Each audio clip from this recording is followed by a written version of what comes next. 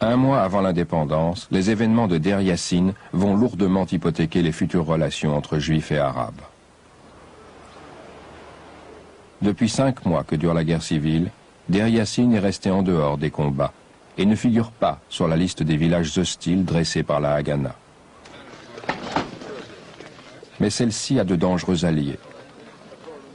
L'un d'eux, le groupe Stern, un groupuscule terroriste, s'est allié à l'Irgun, réputé pour avoir fait sauter le quartier général britannique de l'hôtel du roi David. Et ils choisissent Deir Yassin pour s'affirmer face aux Palestiniens. J'ai rencontré par hasard à Jérusalem un ancien ami qui avait appartenu aux unités de choc de la Haganah et qui m'a dit qu'il faisait partie du groupe Stern et que celui-ci et l'Irgun avaient reçu l'autorisation de leur commandant d'attaquer Deir Yassin quelques jours plus tard. Il en était très fier. L'ordre avait été donné aux forces du groupe Stern et de l'Irgun par le commandement régional qui coordonnait les deux et la Haganah. Prenez Deir Yassin. J'ai couru chez David Shaltiel, mon commandant, et lui ai demandé « Mais pourquoi leur as-tu donné cette autorisation ?» Il m'a répondu « En fait, je leur ai proposé 2 autres objectifs, mais ils ont refusé. » J'ai redemandé « Mais pourquoi les avoir autorisés ?» Il m'a dit « Qu'est-ce que j'y peux? Je vais quand même pas leur tirer dans le dos. » Alors j'ai dit « Si c'est comme ça, j'entrerai en même temps que dans le village, sans leur dire. »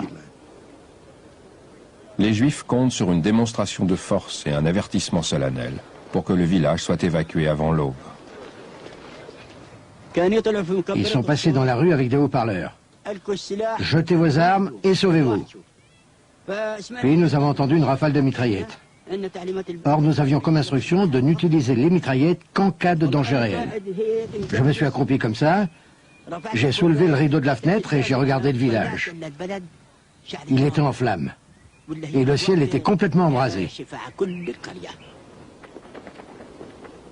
Mais le village n'est pas la cible facile que les Juifs escomptaient.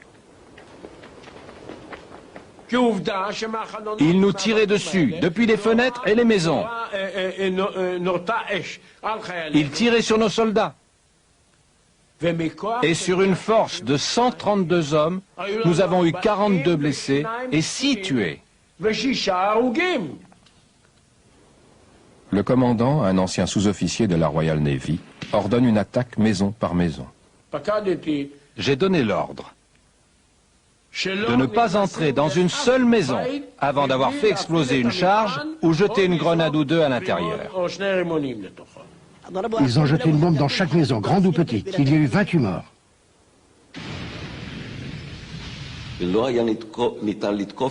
Il était impossible d'attaquer les bases de l'ennemi sans toucher les membres de leur famille. Même si c'était infiniment regrettable, cela a été très difficile et très pénible pour nous d'avoir à faire ça. Mais nous n'avions pas le choix. Ils ont fait prisonnier 14 jeunes. Et à la fin de l'attaque, ils les ont conduits à la carrière. Mon cousin faisait partie du groupe. Ils les ont alignés, les ont abattus d'une rafale et ont jeté leurs cadavres dans la carrière. Ils l'ont fait.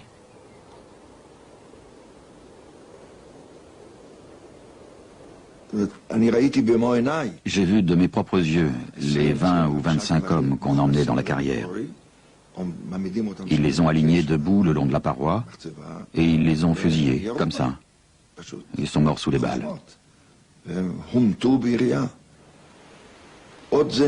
Et pendant qu'ils faisaient ça, des gens ont commencé à arriver dans le village. Des juifs qui venaient du quartier de Givat Shaul. Pour la plupart des religieux. Ils se sont mis à leur crier « Assassins, qu'est-ce que vous êtes en train de faire? Ordure! Comment pouvez-vous faire une chose pareille ?» Ils parlaient à moitié en hébreu et à moitié en yiddish. Et c'est ça qui a mis fin au massacre. Tous les Arabes sont chassés de Deir Yassin.